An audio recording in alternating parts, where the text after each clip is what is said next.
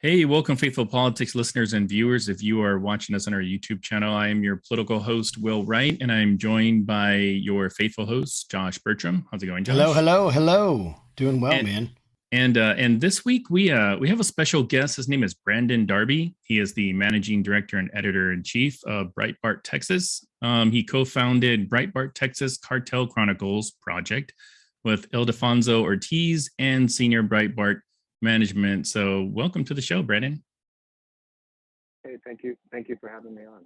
Yeah. To start us off, what is the Cartel Chronicles project? Well, in Mexico, and I don't know if your listeners or viewers are aware of this, but like last year, for instance, more journalists were killed in Mexico than any other place in the world. That means any other war zone, any other, whether we're talking about Syria, whether we're talking about Iraq, whether we're talking Wow. about anywhere in the world. So more journalists were murdered there, and that's it. Sometimes it has a number two or number three slot, depending on what's occurring in the world. But it's always in the top, three or four of countries of danger to journalists. So what happens there are drug cartels, transnational criminal organizations, don't like to be exposed. If someone writes about them, then they usually get murdered. And the politicians, the political leadership in Mexico, whether it's local police departments all the way up to, in some cases, the Mexican president, historically, have had very strong ties towards drug cartels. So journalists who write about the politicians or the political leaders' connections to drug cartels get murdered just as if they were writing about the drug cartels themselves. So what we did was we befriended journalists and others across Mexico, and we allowed them to write under a pseudonym um, uh, what's going on about the corruption in their country, and we publish it again under a different name, and we translate it to English from the original Spanish. We publish it in English and Spanish, and then all of the U.S. and all of Mexico can read their words uh, rather than them getting killed for writing something. Before we did that, a lot of what they were doing was they would use these anonymous Facebook and Twitter accounts to publish reports on the cartels. So we just reached out to those people and said, hey, instead of risking your life, and I know a lot of you do get killed, but instead of risking your life to, send something out to 200 or 300 people on Twitter, why don't you write a more complex, story about what's happening, and and we'll publish it. And that's what happened. And so the more we've done that, the more come, and that's the overall function of the overt function of the Cartel Chronicles. One thing we did notice is that when we do target a cartel boss or a corrupt politician and we start to write about them, um, what happens is the U.S. State Department gets really embarrassed. And then the U.S. State Department starts to pressure Mexico to go after that cartel boss or that corrupt figure. So generally, when we get someone in our sites and we start to expose them, it has a positive effect of them getting arrested or ultimately them really decreasing in power, whether the cartel takes them out or removes them from power and puts someone else in there, or whether Mexico arrests them or what have you. So that's what the project does. It just tries to shine light into a dark place um, where not a lot of light comes out of.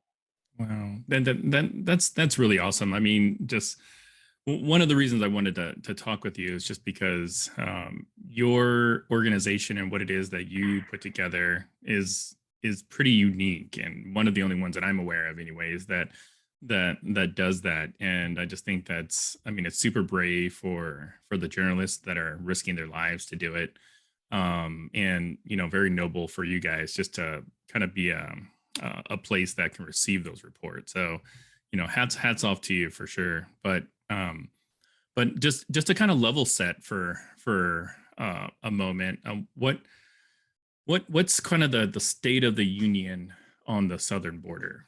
Kind of within the last, I don't know, we can just say for 2022, like how's 2022 shaping out compared to previous years?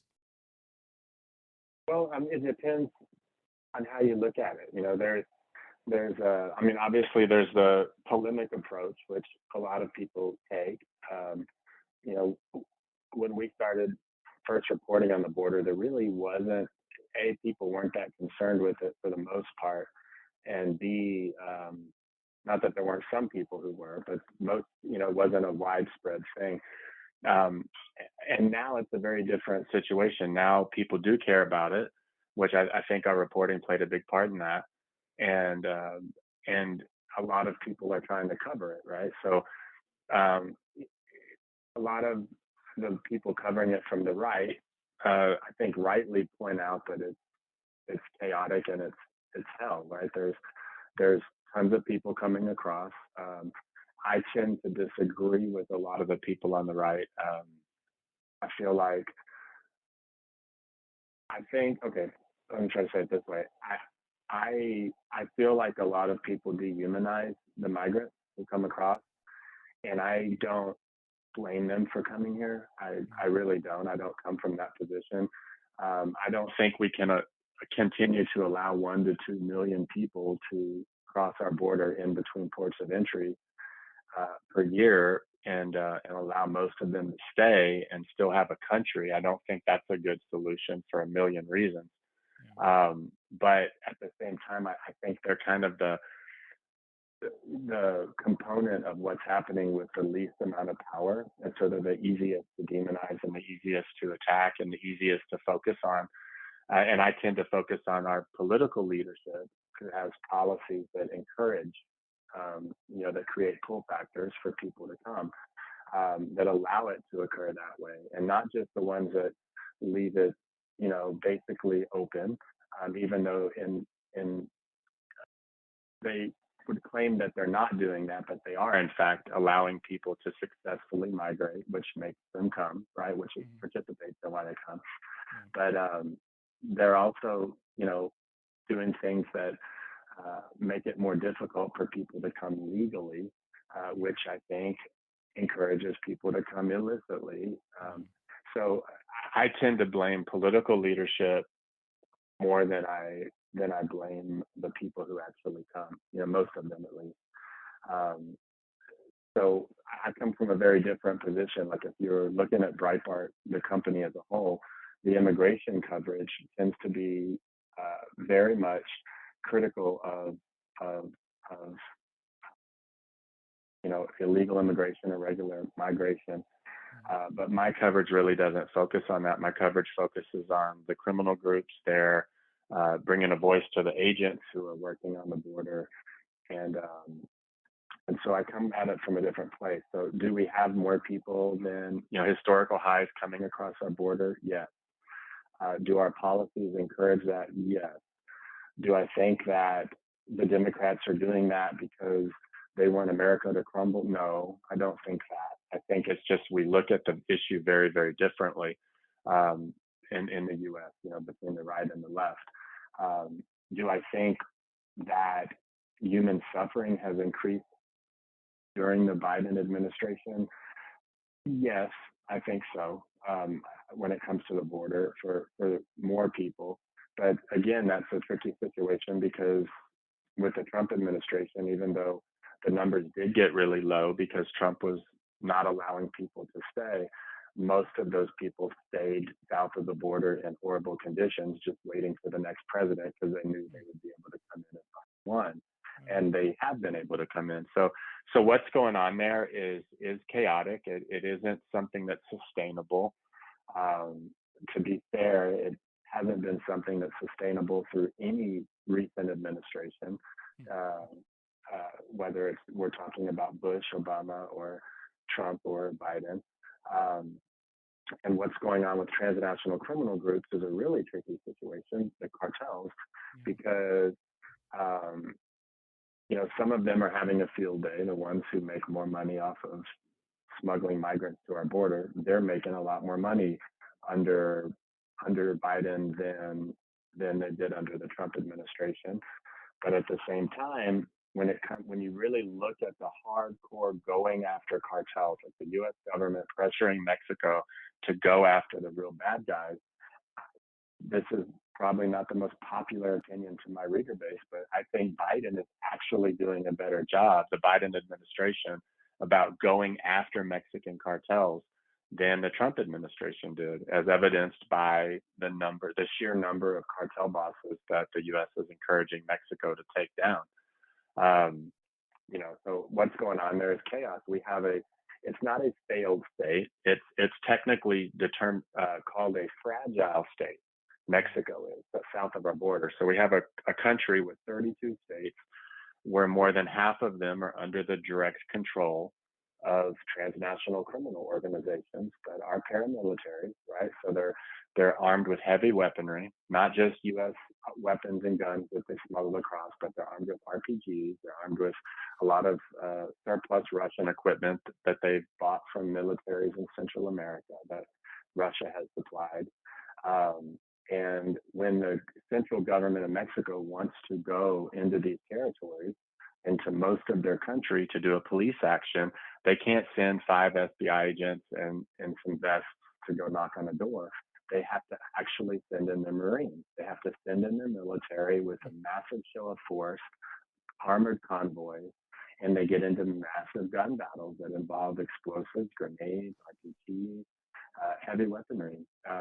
And not heavy in the sense of artillery, right? But heavy small arms. Right. And that's what's going on there. It's a fragile state that's in trouble. Fragile. Where the central government doesn't have complete control over.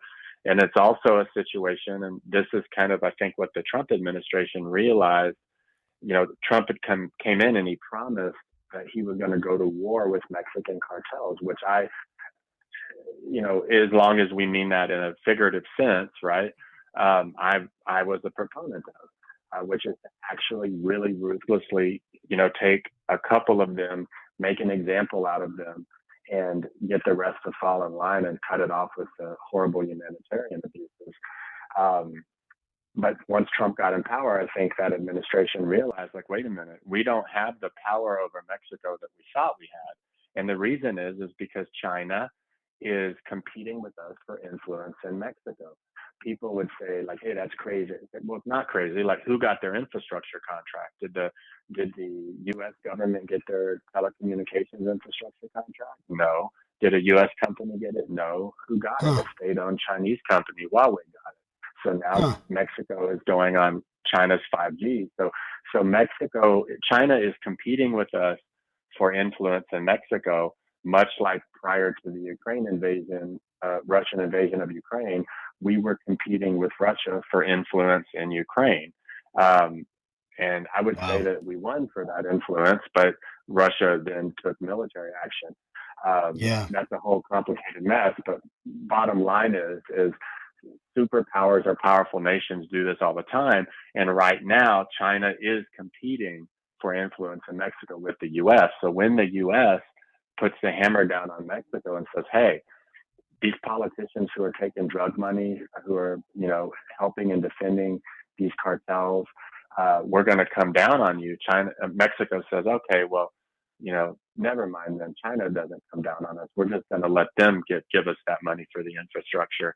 And that's so it's very complicated. It's our State Department having to balance, it's our government having to balance law enforcement priorities and security priorities with the State Department's diplomatic concerns. And there's actually legitimate reasons why those concerns exist, right? We really don't want to have, Chinese troops on our border or, troops loyal to China on our border. So it's very complicated what's occurring there. And we try to capture that, we try to capture that with our reporting. We are part of Breitbart, which I used to say, Breitbart's obviously very political, but what we do isn't. But I think it's fair to say at this point, the vast majority of media outlets have kind of unmasked and show their political persuasion. I think across the board, whether they're left or right, or from Democracy Now! On one extreme all the way to, whoever on another extreme, everyone has kind of a political persuasion and that's out. But we really do try with our our border and cartel coverage to not be political. Yeah. We really do try. We try to Yeah. not only not be political in our direct coverage, but also to call it out when it's used as a political weapon, because Yeah. it is just such a complicated issue. Yeah, You know? yeah, Yeah, Brandon, that sounds really, really complicated. It makes a lot of sense, like the stuff you're saying, and I didn't even realize how complicated it was. We hear about, I've watched. I'm a big fan of Narcos on Netflix, and then have the Sicario, the two movies that came out, and it's been a real big like Hollywood has taken on kind of trying to portray these cartels and trying to give people insight into what it was like. I guess my question, like thinking about like how accurate are those portrayals and portrayals, and with that, like how bad are these cartels? Like, kind of help us understand how bad are they really? What do they do? Like you mentioned humanitarian like issues, and you mentioned like there's like extermination sites and killing fields that we've seen like on the Breitbart, some of your coverage. How bad are these guys? Like give us the realistic picture of what we're dealing with when we're talking about cartels. Okay, so here's what I'm going to have you imagine. Okay, imagine that we're on another planet. Okay, we're in some other solar system, and we're doing this interview, and you asked me, you said, so how bad, or what are those governments on Earth like? What are those governments like? And it's like, well, there's a whole array of governments on Earth. There's some that are very focused on humanitarian good. There's most that are focused on military might and conquering and domination. There's some where there's freedom of the press. There's some where there's not. And that's what I would say about Mexico. Like, it depends on the cartel. And even when we talk about a cartel, like the Gulf cartel, there's multiple factions of the Gulf cartel. The Sinaloa cartel is really the Sinaloa Federation, which is tons of different regional criminal organizations under the banner of the Sinaloa Federation.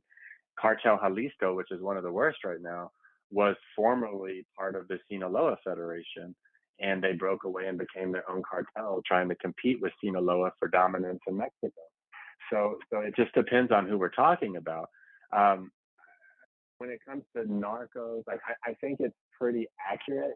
The thing is um, I really avoid, because what I do all day is I look at pictures of dead people, and I write about people who have been killed. I interview family members of people who have had their daughters taken or killed. I talk with migrants who tried to come to work illegally in the U.S.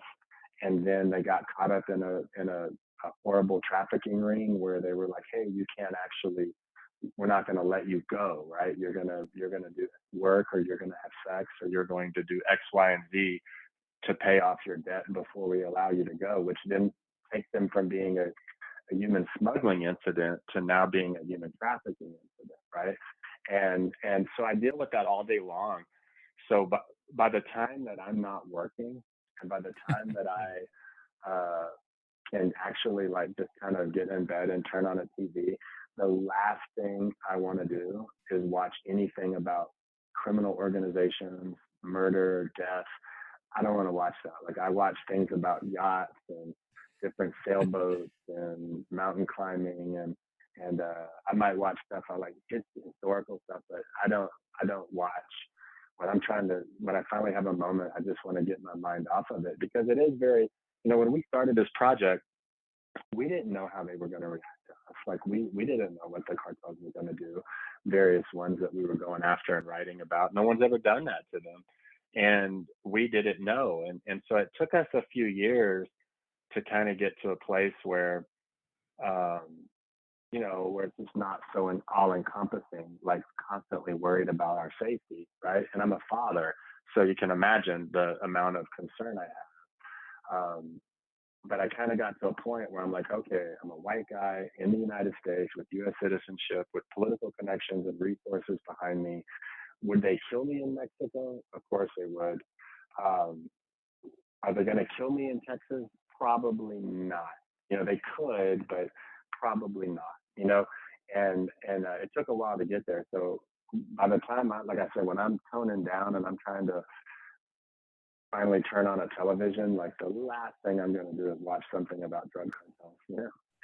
That'll Um, preach. you get it? Yeah. Yeah, that's awesome. But I think Josh also asked about like these extermination sites or killing fields. I'm curious to hear a little bit more about that and like what are these extermination sites? Well, so it's tricky. So some of the worst case scenarios on the Texas border, there's one of the states is called Coahuila, and in Coahuila, in roughly 2011ish, there was um, there was a town called Allende. There still is a town called Allende, and in Allende, what happened was two people from Allende with very common last names from a cartel called Los Zetas decided to decided to turn on the cartel and testify for the U.S. government. So the U.S. government thought, well, the DEA thought, well, let's uh, let's inform Mexico, the government of Mexico, that two of their citizens are in custody and that they're gonna inform for us. But let's not tell them their first name. Let's just tell them the last names, right? So that everyone is safe or no one's getting hurt.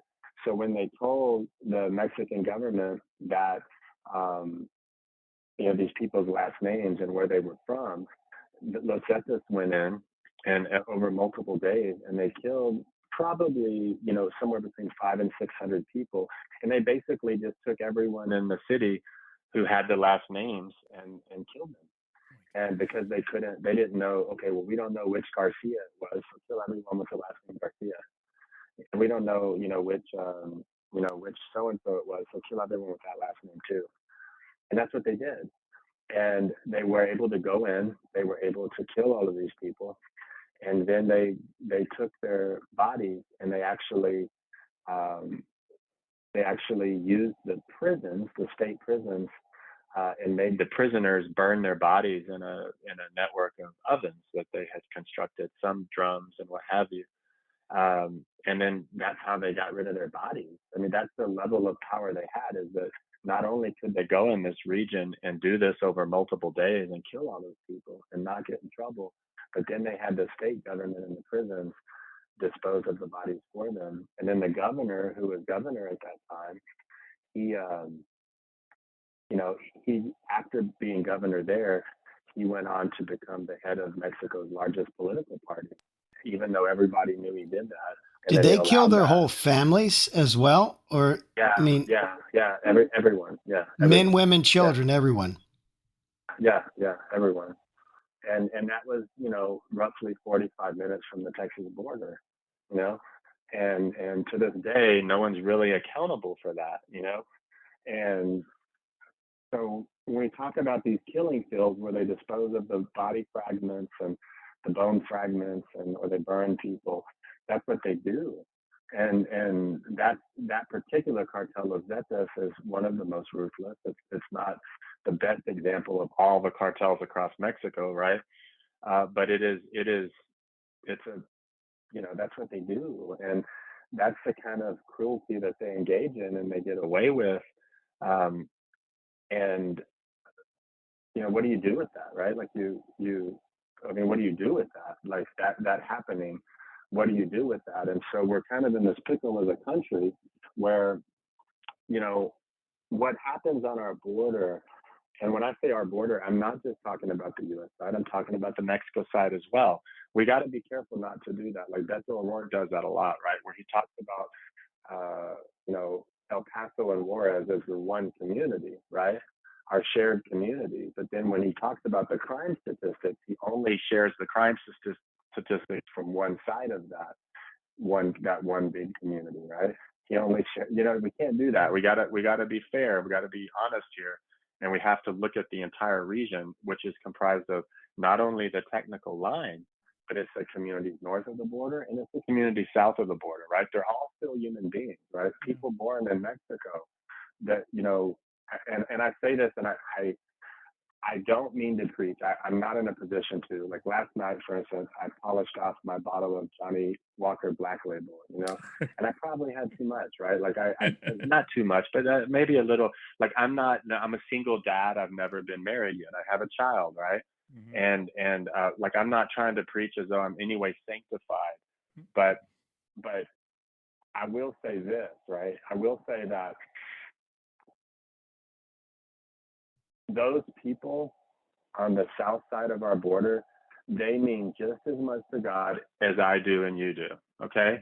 They mean totally. just as much to God. They are not any less special, less important, less miraculous than we are. Okay? Yeah. Their creation was not any less important than our own. And I think that's, it's like a lot of times I'll hear people say, well, I went to the Dominican Republic and it was great. Why don't we go to the Dominican Republic? And I'm like, I don't want to do that. And they're like, why don't we go to Cancun? And I'm like, well, I really don't want to do that. But it's because I can't go there. And there's a reason I'm telling you this. I'll get to that point. But like, I can't go to the Dominican Republic and stay inside the chain link fences at a resort and enjoy myself because my body, my soul, my heart naturally looks outside of the chain link, and it looks towards the least of these, like as imperfect and as sinful and as just all kinds of things that I am. Okay, there's my potty mouth and everything. Like I'm not trying to say I'm sanctified, but there is that natural tendency that I was born with, right, to look at the least of these and to go, well, yeah, this looks great in here. We're eating lobster, but what about that kid with no shoes outside the fence? Like, what's that story, right? What's right. that person's story? Why is that person in that situation? Who or what is responsible? What can be done about it? So when we look at our border, if you're one of the people who go to the Dominican Republic and look out at the blue water and eat your lobster and think about your margarita, well, then you might look at it like a lot of the mainstream media is looking at it. But if you're somebody who naturally looks to that barefoot kid and wants to solve it and wants to tell that story, when you look at our border, it's just heartbreaking. It's not that there's not happy families and happy people living on both sides. But when you look at the actual circumstances that occur just south of our border with the criminal groups who control those territories, it is heartbreaking.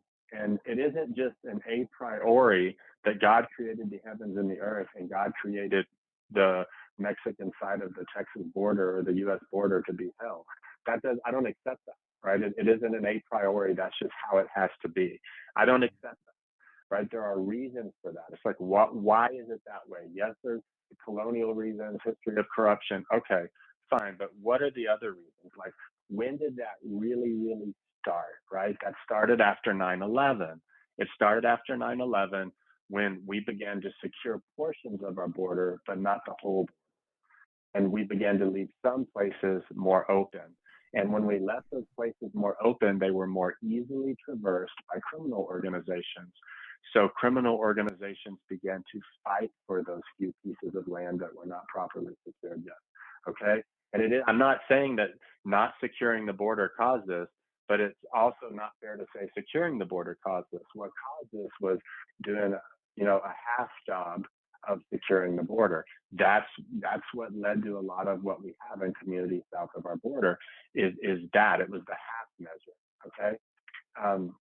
What is fueling that Cartel Chronicles that I just talked about that did that in Allende, or whether we talk about the Gulf Cartel, which is equally as brutal, which both cartels the two cartels that are on Texas border controlling territory all the way from the Gulf of Mexico to roughly Del Rio, Texas, right? So you have hundreds of miles. Why are they so brutal right now? Well, okay, their primary business right now is not drug trafficking. It's smuggling people to our border.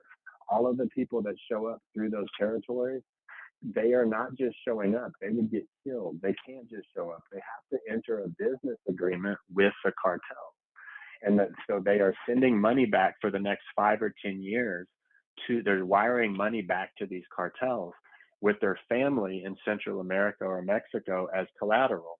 So their business models are shifting to bring people to our border. Some people get snuck in, but the vast majority of people, they just coach them what to say. They bring them across the border. The people say it. They get to come into the U.S. and stay and work. And so our kindness towards these people is actually fueling the very problem that people are trying to get away from in the first place. And that's the kind of complex mess.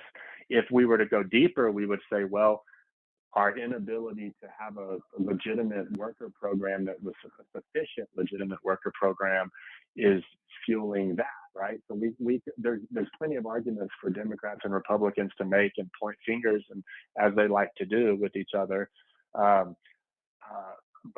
the bottom line is this is what is occurring there, and our behaviors are fueling it. But we live in a time when you can't say that, right? Like everything has to fit on a bumper sticker, whether we're talking about Mexico, and I'm going to say this for a reason, whether we're talking about Mexico, whether we're talking about Ukraine and Russia, whether we're talking about what's going on right now in northern Ethiopia, whether all of these life things, these horrible things in the world they are complex. They are not as simple as people in power want to present them to be. Sure. They're not that simple. They're very, very complex. Like, is it true that Russia's doing something bad and evil and killing? Yes, that's absolutely true. But it's more complex than that. And if we can't acknowledge the complexity, we can't actually fix it and prevent it in the future. Yeah, and that's what I see with our border right now. It is very complex. It's not so complex that it's not understandable or discussable, right? But no one is really getting into those complexities. They're all just pointing fingers and coming up with bumper sticker slogans: build the wall, tear the wall down, let them in. All these things that fit on a bumper sticker, that just doesn't work.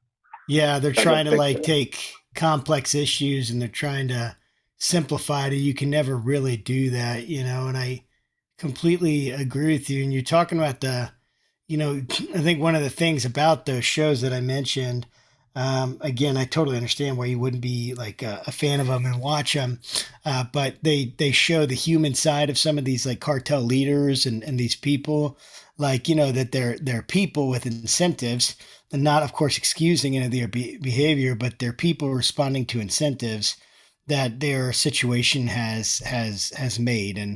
And I guess one of my questions, and this is probably the last question, but if you're thinking about if you're thinking about the cartel leaders, which ones do you feel like are the worst? And how do you think what's a path forward for solving any of these things?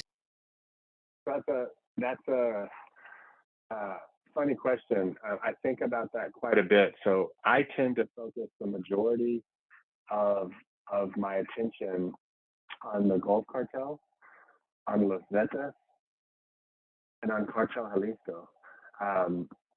That's what I tend to focus the majority of my attention on and my resources.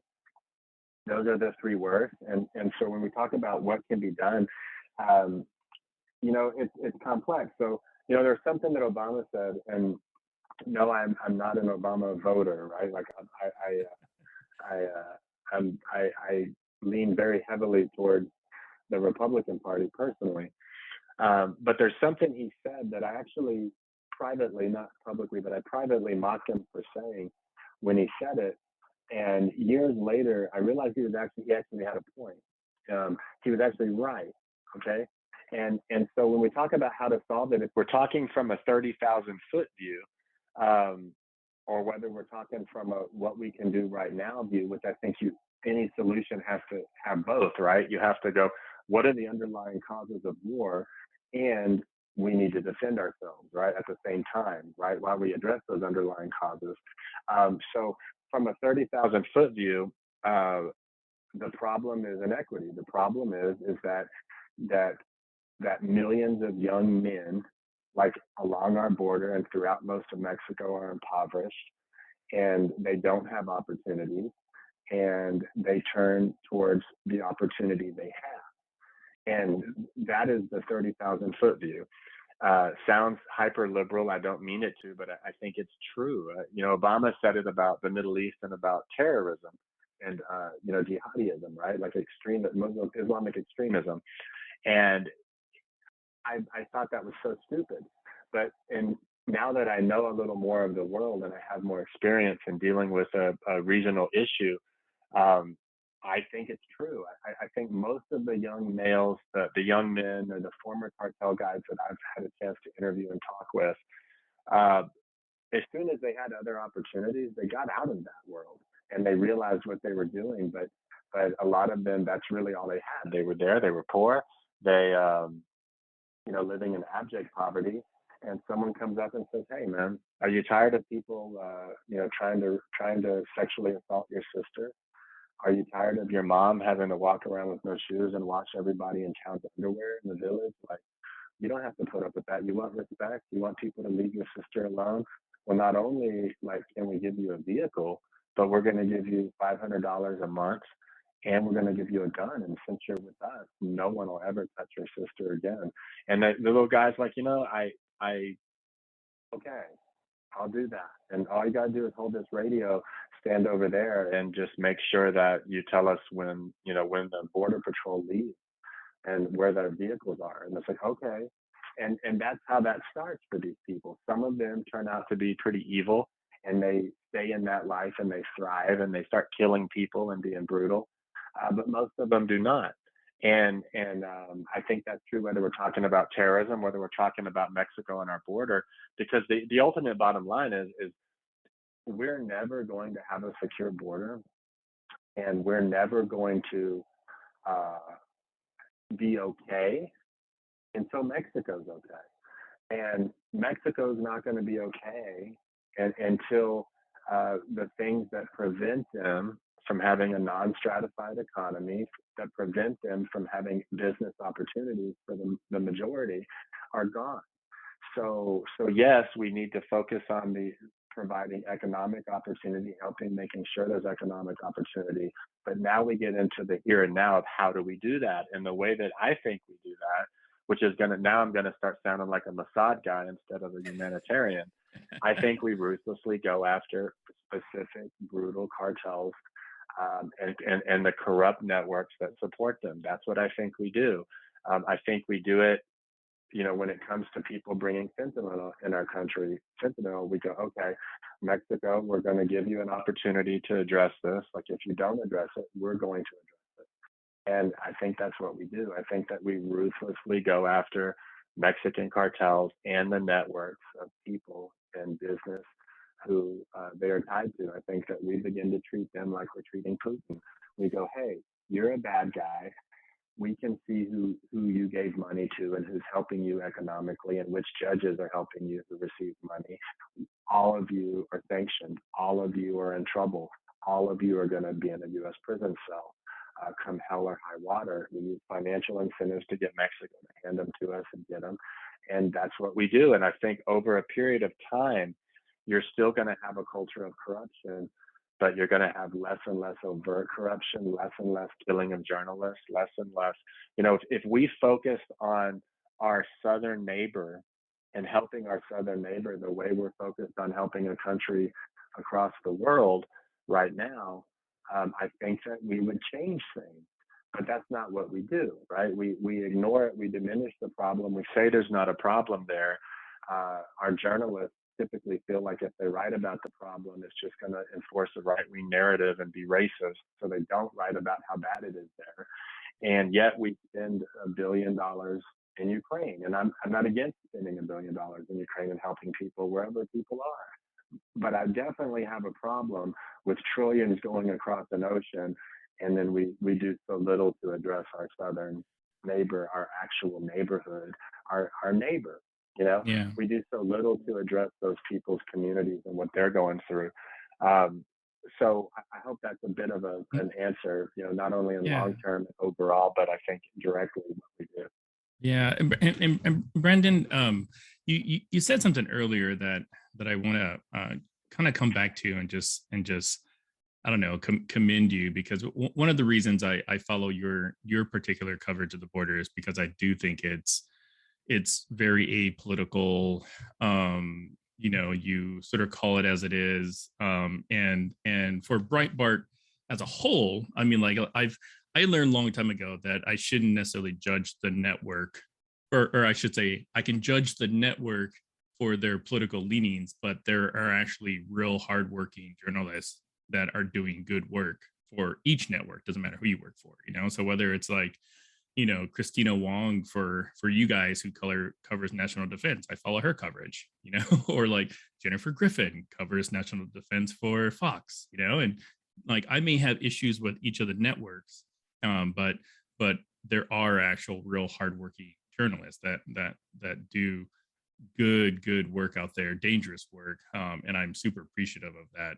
But what I wanted to kind of pivot to was just kind of the political nature of like the border situation. I mean, it seems as if each party um, does something that kind of pushes us a little bit closer, but they don't necessarily get like to the finish line. And there's just so much, like there's such a political football around the border that it seems like it would have been fixed by now if they really wanted to. I mean, whether we're talking about, the Secure Fence Act of 2006, where, you had a bunch of politicians that you wouldn't expect to vote against it did, and some that you wouldn't expect to vote against it voted for it. Same thing with like the Border Security, Economic Opportunity, and Immigration Modernization Act of 2013, and then there's like some others like the Goodlatte 1 and 2, where like a ton of Republicans voted against it, against securing our borders. So my question is like, is the solution to the border a political one, or is there a solution that doesn't require Washington's involvement? No, there's not really a solution that doesn't require Washington's involvement. There's also not a solution that doesn't involve violence against cartels, right? Which will in turn turn into initially more violence. It requires government. It requires a governmental response because it is a governmental problem, right? Like I was saying earlier, like, you know, the majority of the journalists who get murdered or who go missing, it was the state police or the federal police who arrested them, right?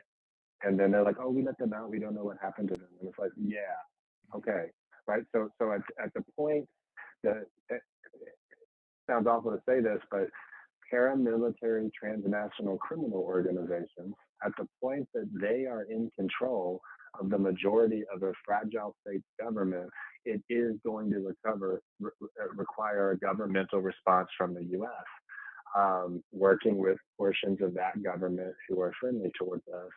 That's what it's going to require. Our position is to try to inform people, to try to educate people, to give people a voice so more people understand what's going on.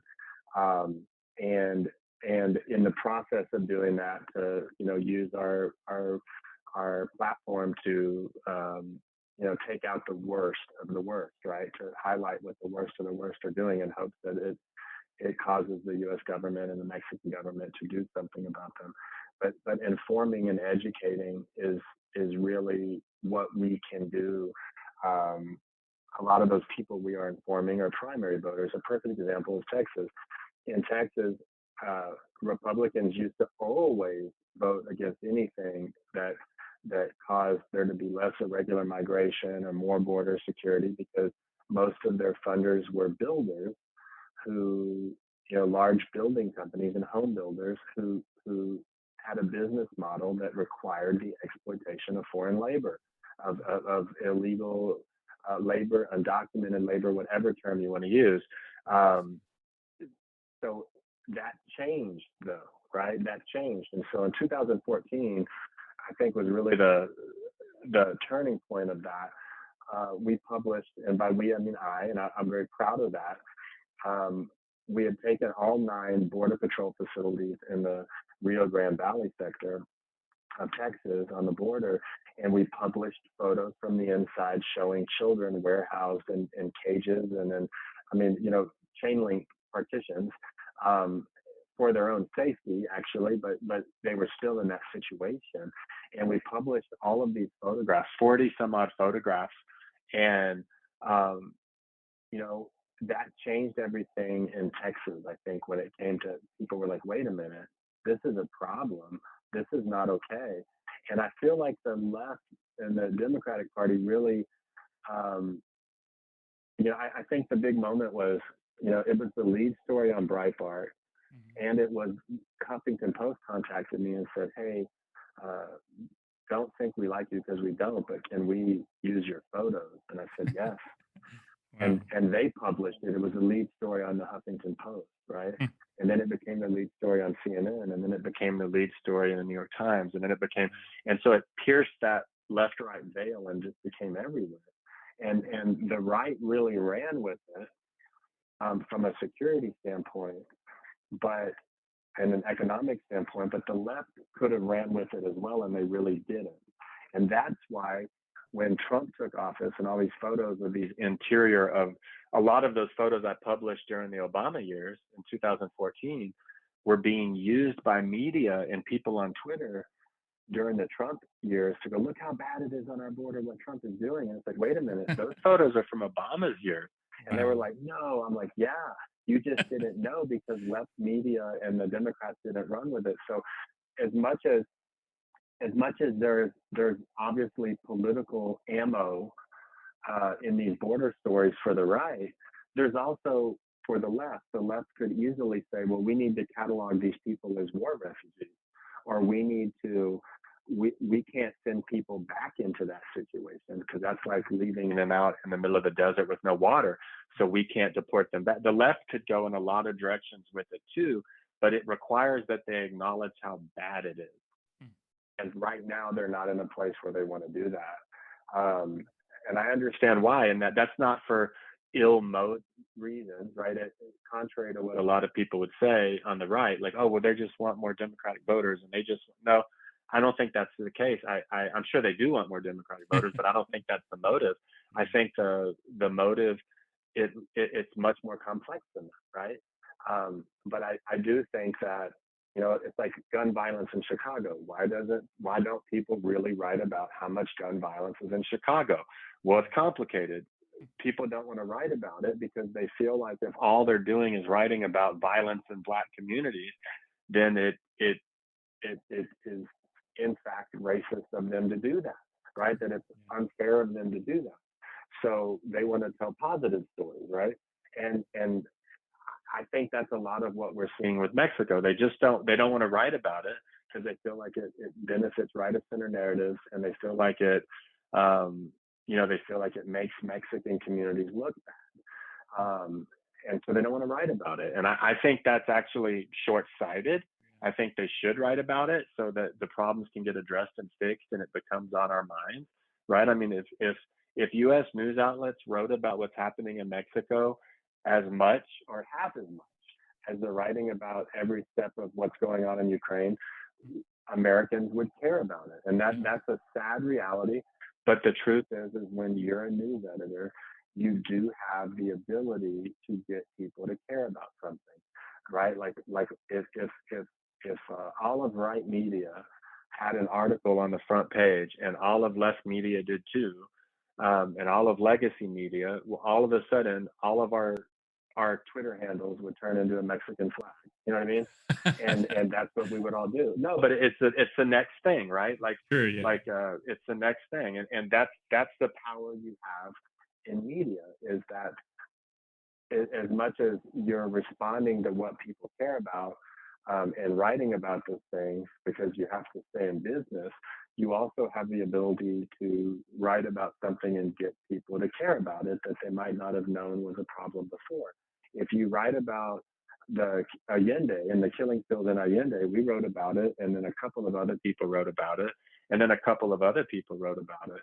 But if every news outlet wrote about it and wrote about it every day, it would become the big cause and it would get fixed, right?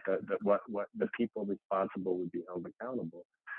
And that's just not where we are. We're not in a place where we're not in a place where most media outlets want to cover what's happening there. Yeah, and that's so sad and depressing, and but also like uplifting that you've dedicated kind of your life to cover that. And it's almost like it's one of the reasons I joke with Josh all the time that, like, while we have a quite the loyal following of listeners, but we'll never be Joe Rogan because we're not controversial. Like, even though I'm the bleeding heart liberal and Josh is the ultra conservative pastor. Like, like people don't want civility, they want blood and gore, and they want to rally behind something. And we're just like, nah, we're just friends, that just like to talk about faith and politics. But hey, I do appreciate your time. I have one last question for you. Actually, one question and then one smaller question. That just because you're on the border, I just want to confirm, like, Mexico never did pay for that wall, right? No, no, Okay. they did not pay for that wall, Okay. Just and checking. it did not happen. And Mexico didn't pay for that wall. Okay. Okay. Okay. Okay. Good. You heard it here, folks. So my last question is, so if people are concerned about the border crisis, how can they help? I think the biggest thing that most people can realistically do, right, is to share stories and to research the question and not, this is something, whether it's any issue in the world, okay. um, I lean right on a lot of issues, not all issues, but a lot of issues. So what do is I spend the vast majority of my time listening to people who and reading outlets with whom I don't agree. Okay. So I tend to be very in favor. This is not right at all. I tend to be very in favor of healthcare for all. So I spend the majority of my time reading things from uh, Heritage Foundation and others who are against healthcare for all. Right? I challenge myself and I listen to the counter arguments. And that's what I would encourage people to do with the border is read Breitbart, read the Huffington Post, read the Washington Post, read everything you can, right? Listen to as many sources as you can. Read Jacobin, right? The socialist magazine that's written very well. Read what they have to say. Also read what Breitbart says. Um, and and then share that information. There's a lot of things that come up, whether it's people drinking from toilets, which wasn't true, or whether it's there's an ISIS terror training camp on the border, which also wasn't true. Okay, like these two left and right things. Uh, Read a wide variety of sources so you can be informed and share those stories. But I'll remind people, um, I, you know, I'm sure it's true with most world religions, but it's definitely true with Christianity. We have a responsibility to the least of these. We have a responsibility to the sojourner. We have a responsibility. Does that mean that we need to allow everyone to come here and pay? No, it doesn't mean that. It might mean that to you. It might not. That's not what I'm trying to say. What I am trying to say is this suffering is occurring here and right next door. And we have a responsibility to understand it and to address it. And the best thing you can do is be informed about it, read a wide variety of sources about it, and then share that and talk about it and get people to care. Talk to your church about it. Talk to your whatever group you go to about it. Keep people informed because we do have a responsibility to our neighbors. I think we do. Um, and I just encourage people to read and educate yourself. I will tell you, you're going to have a very difficult time finding a lot of left of center coverage over what we cover. Vice has a lot of good coverage of what's occurring in Mexico. The Huffington Post has some good stuff, and Breitbart. Really, that's kind of what you're left with. But between Vice and Breitbart, you're in the occasional thing from the Washington Post and the New York Times. I think you're going to have a pretty good picture of what's occurring. Wow, that's really awesome. Well, Thank you so much, Brandon Darby, the managing director and editor in chief of Breitbart Cartel Chronicles. We really appreciate your time and your insight. Thank you so much. Thank you. And yeah, and for our listeners and viewers, we will see you next week. Thanks so much.